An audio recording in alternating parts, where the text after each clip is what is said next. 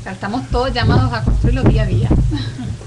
Bueno, amigas y amigos, nos encontramos aquí una vez más en este tercer segmento de este diálogo que estamos aquí teniendo sobre la alegría del Evangelio, esa primera exhortación apostólica de nuestro sumo pontífice Francisco, que ha generado una discusión a través del mundo entero y ha causado conmoción en esta sociedad. Prácticamente ha jamaqueado la iglesia, y es el espíritu. Con alegría. Con alegría, es el espíritu hablando a la iglesia. Pero hay un tema muy particular que no puede pasar por desapercibido, y yo entiendo que desde el 13 de marzo, cuando el cardenal Jorge Mario Bergoglio fue electo el sumo pontífice, él rápido empezó a hablar de que hay que prestarle una especial atención a los pobres. Y vemos cómo él sigue destacando a los pobres y a los más necesitados. Inclusive ha salido de las esferas del Vaticano a darle servicio a los pobres. Vamos a tocarlo desde un contexto que él cita un punto muy importante cuando San Pablo hablaba de el paganismo individualista, que él mismo hace alusión en la exhortación sobre el paganismo individualista. Fray Yamil. Bueno, yo quisiera hacer como que poner en perspectiva esta digamos, preocupación del Papa por los pobres, que como tú bien dijiste, desde el día de su elección, nosotros estamos viendo signos de algo que él ha repetido muchas veces y que aparece en la exhortación apostólica, esta expresión: como quisiera una iglesia pobre para los pobres, ¿verdad? Inclusive desde la misma elección de su nombre, de este signo de llamarse Francisco, cuando él explica, ¿verdad?, en esta anécdota de que él tenía a uno de los cardenales brasileños al lado de él, ¿verdad?, uno de estos cardenales que ha dado su vida por los pobres, que ha optado por estar en medio de las comunidades eclesiales de base, y que le dice, claro, pues eran latinoamericanos, ¿verdad?, está con toda confianza.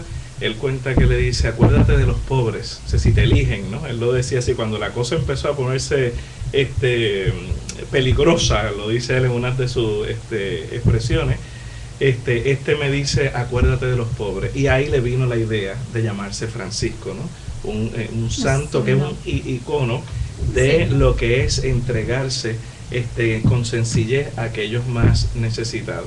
Y pues ha seguido dando estos signos que ahora él recoge en el capítulo 4 de la exhortación apostólica. ¿Y de qué forma, verdad? Sí. Donde él lo que está haciendo es haciendo un énfasis en cuál es la dimensión social de la evangelización. Correcto. Que aquí en Puerto Rico hemos tenido, hay que decirlo, ¿verdad?, un poco de confusión. Mucha gente pues todavía piensa, pero y nosotros como católicos, ¿verdad?, como iglesia, nos tenemos que meter en este tipo de asuntos. Y aquí en este capítulo, uno de los capítulos corazón de la exhortación apostólica, el Papa dice: no es que podemos, es que tenemos.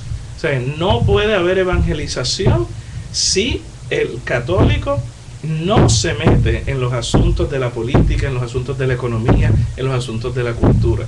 ¿Por qué? Porque evangelizar significa llevar el bien a la gente, llevar el bien al ser humano, que pueda vivir en dignidad.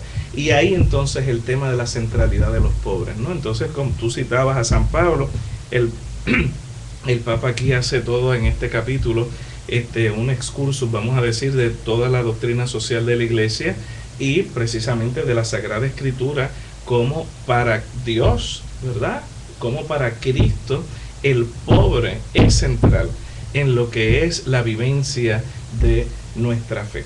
Entonces, por eso en el corazón de esta exhortación apostólica está el que el gozo del Evangelio tiene que incidir en la necesidad que tienen los pobres, ¿no? Como por un lado tenemos que combatir ese egoísmo, ese individualismo egoísta, que es el centro de una tipo de economía, que es la economía que estamos viviendo, ¿verdad?, de una serie de políticas, ¿verdad?, de pensar solo en sí, de proteger sus propios beneficios, sus propias ganancias, versus el pisotear la dignidad, la vida, los medios de vida familiar, de crecimiento de la gente y pues por supuesto de los pobres. O sea que no hay, él dice el Papa que no es opción, o sea, no es una cosa que se puede optar, es que tenemos que responderle a los pobres. Y cuando dice tenemos, se refiere a todos. No se refiere solamente a los religiosos, a los sacerdotes, a los ordenados, no, se refiere a todos, eso nos incluye a los laicos. Todos tenemos que tener una opción preferencial por los pobres en el camino de la evangelización. De hecho, el Papa, que yo creo que toca de manera muy vigorosa este asunto de los pobres, porque precisamente esta exhortación es una reflexión sobre la dimensión social del Evangelio. Yo creo que hubiese sido imposible, ¿verdad?, no tocar este asunto de la manera que él lo hace.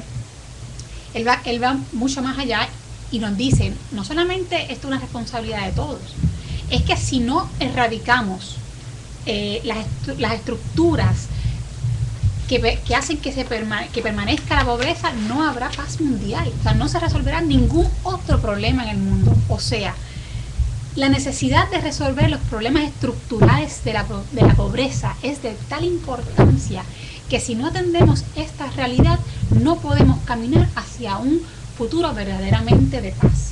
O sea que la paz y ese camino hacia la seguridad social, hacia la paz mundial, encuentra su raíz precisamente en la asignación que tenemos todos de erradicar ese mal estructural de la pobreza. Y ahí, ¿verdad?, es cuando también él entra a discutir el asunto de los sistemas económicos o de las ideologías económicas más bien que sistemas, porque él no discute un sistema en particular, así que eso debe quedar claro. Él habla de ideologías económicas que contribuyen a perpetrar esa pobreza. ¿Y por qué? Y donde dice el Papa, sucede que hoy día en la raíz de la crisis financiera está precisamente una crisis antropológica, donde se ha olvidado la primicia o la primacía del ser humano. Entonces vivimos en un mundo donde el sistema económico responde a las exigencias de un mercado que no tiene un rostro humano. Y al no tener un rostro humano se deshumaniza a la persona. Y esto es muy peligroso porque entonces se vive en un mundo que responde a la producción, a una riqueza individual y desenfrenada, sin tener empatía con los necesitados. Y eso es un verdadero problema. Así que, y esto atañe a todos los gobiernos del mundo. O sea, aquí, ¿verdad?, esto le cae su agüita a todo el mundo, no solamente a los gobiernos, sino incluso a nivel micro, también a las empresas, a las familias, etcétera. ¿Por qué? Porque empezamos a ver el mundo a través de unas exigencias que no responden necesariamente a las necesidades de la persona humana, sino que responden a unas exigencias abstractas de un mercado, de unas especulaciones financieras, y nos olvidamos de realmente la raíz o de lo importante de este sistema o de los sistemas económicos, que es la persona humana, a quien verdaderamente debe responder para, ¿verdad?, al poder atender sus necesidades. Así que el Papa invita a todos los gobiernos. De hecho, él en un momento dado dice que le pide a Dios por gobernantes que puedan sentir el dolor de los pobres. Así lo dice. Yo pido por esos gobernantes. ¿Por qué? Porque sin ese sentido de empatía es muy difícil poder estructurar esos modelos o ideologías económicas. Y tanto Joan Marie como Fray Yamir han tenido experiencias aquí propias en Puerto Rico, donde hoy día hay personas sin un salario justo, personas sin una cubierta de salud. Joan María, especialmente tú como laica que has estado en varias luchas sociales, ¿qué es lo que te ha chocado más de nuestra realidad actual? Bueno, yo creo que en Puerto Rico, si lo discutimos a la luz de esta exhortación, yo creo que me choca mucho que el gobierno en diferentes instancias tome decisiones a corto y mediano plazo, sin mirar, ¿verdad?, todo el escenario todo el panorama. De hecho, el Papa postula precisamente que es importante no perder de perspectiva que el tiempo es superior al espacio, ¿verdad? Y eso lo plantea como una reflexión y nos dice, no olvidemos que el tiempo es superior al espacio. Por lo tanto, invita a los gobiernos y a los gobernantes a tomar medidas y decisiones no necesariamente a corto plazo para obtener un beneficio político, sino para construir un pueblo.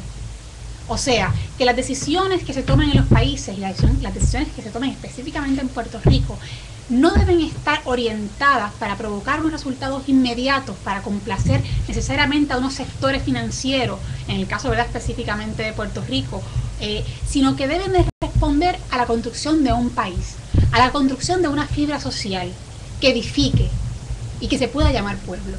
Así que yo creo que mi preocupación genuina como laica es que el gobierno en Puerto Rico atienda el problema de la pobreza, atienda los problemas del país con una mirada a largo plazo y con una mirada empática, ¿verdad?, a los más necesitados. Fíjate lo importante que es para el Papa este asunto de llevar la justicia y atender a los pobres desde todas las estructuras, que mira lo que él se atreve a decir aquí en el numeral 194, estamos en el 4º capítulo, al final dice: no nos preocupemos solo por no caer en errores doctrinales, sino también por ser fieles a este camino luminoso de vida y de sabiduría, porque a los defensores de la ortodoxia se dirige a veces el reproche de pasividad, de indulgencia o de complicidad culpables respecto a situaciones de injusticia intolerables y a los regímenes políticos que las mantienen. Y él está ahí precisamente haciendo una cita de un documento de la Congregación para la Doctrina de la Fe, la Instrucción Libertatis Nuncius. O sea que, fíjate qué fuerte, ¿no? ¿Sabe? Los católicos, los cristianos, a veces le tenemos más miedo, ¿sí?, a caer en errores doctrinales que no a propagar y defender situaciones políticas y económicas que están destruyendo al ser humano. Bueno, y el Papa dice: eso no es aceptable. Precisamente el Papa dice: ojo, estamos en una globalización de la indiferencia, donde es noticia todos los días y cómo sube o baja la bolsa de valores, pero no es noticia cuando un anciano muere de frío o un niño muere de hambre. Eso es espeluznante. O sea, realmente uno se tiene que cuestionar qué está pasando en nuestro interior, tanto como seres humanos y como sociedad. Así que hay que tener eso muy presente. Pues entonces, hermanas y hermanos, nuestra iglesia es una iglesia no solo discípula y misionera, sino también que somos una iglesia pobre. Esa pobreza de espíritu de la cual Cristo siempre nos hablaba en el Evangelio. Pausa y volvemos.